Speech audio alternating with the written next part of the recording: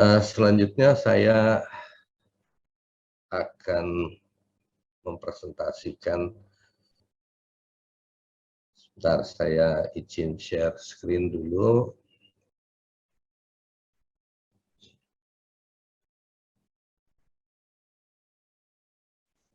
Play. Selamat siang para sejawat semuanya.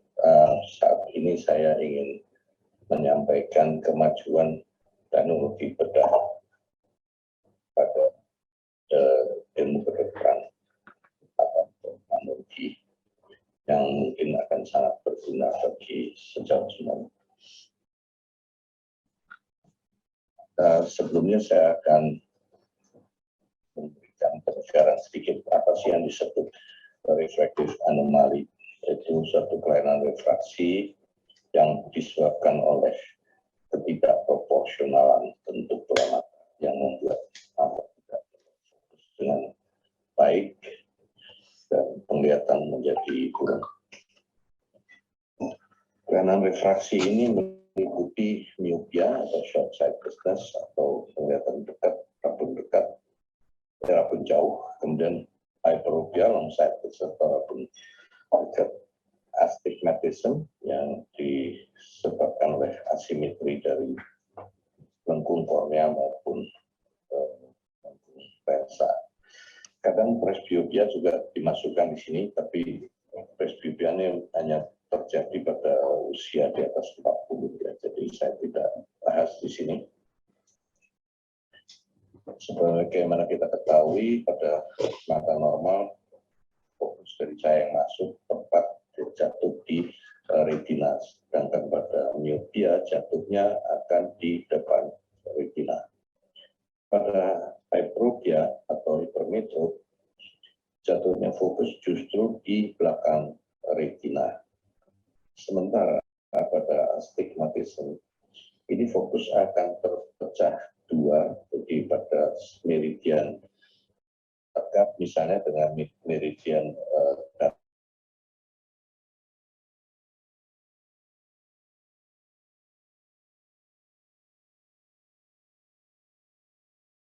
akan terpisah fokusnya di dua fokus, sehingga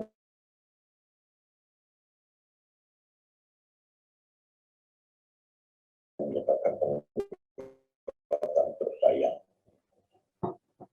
Secara konvensional kita tahu menggunakan kacamata dan ada lagi sekarang yang berkembang adalah pengobatan dengan pembedahan. Secara skematik bisa saya gambarkan di sini bahwa bedah refraktif atau bedah untuk mengatasi kelainan refraksi ini terbagi atas pembedahan di kornea maupun di lensa. Dan di kornea ini antara lain ya seperti LASIK dan lain-lain. Ini tidak saya bahas di sini, saya akan bahas yang di lensa. Di lensa ini bisa pemasangan lensa pada operasi katarak ataupun belum ada katarak tapi diambil lensanya diganti lensa tanam. Ini juga tidak masuk dalam ranah diskusi kita, hanya saya masukkan di sini adalah penanaman lensa tanpa mengambil lensa mata asli dari pasien. Tentunya ada pertanyaan kenapa harus dilakukan operasi, kenapa tidak hanya dengan kacamata, karena kacamata seringkali terbatas ya, dan banyak kali tidak memberikan penglihatan yang memuaskan. Dan ini juga dengan pembedahan akan memberikan pasien kebebasan untuk beraktivitas dalam kehidupan sehari-harinya,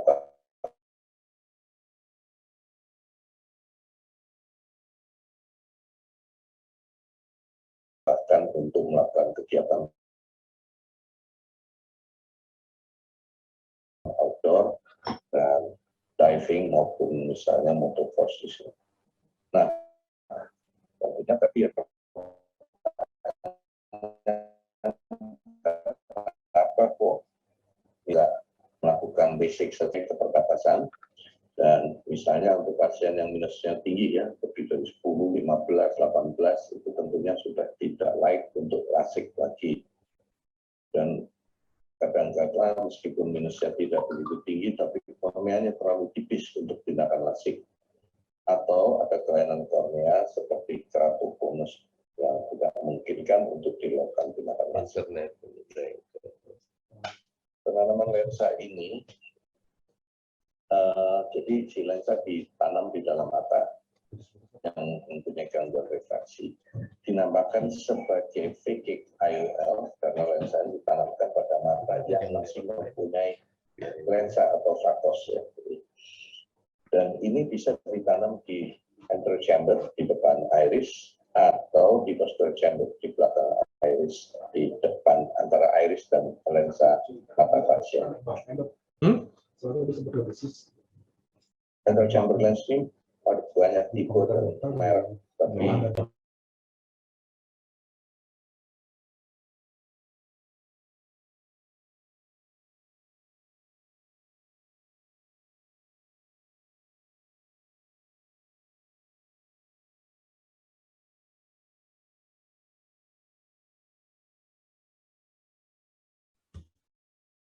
Terhadi, videonya putus-putus suaranya ya. kaki lensanya atau haptiknya. Ini saya tunjukkan tindakan bedahnya. Yang pertama ini adalah Artiflex atau lensa tanam artisan yang foldable, fleksibel. Keuntungannya dari yang foldable ini tentu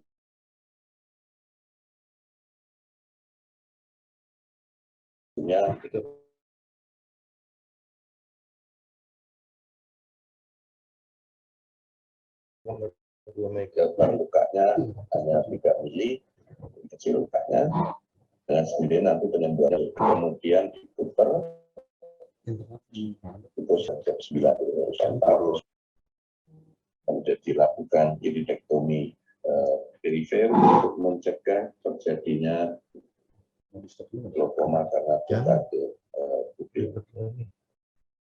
Yang ini adalah yang rigid ya.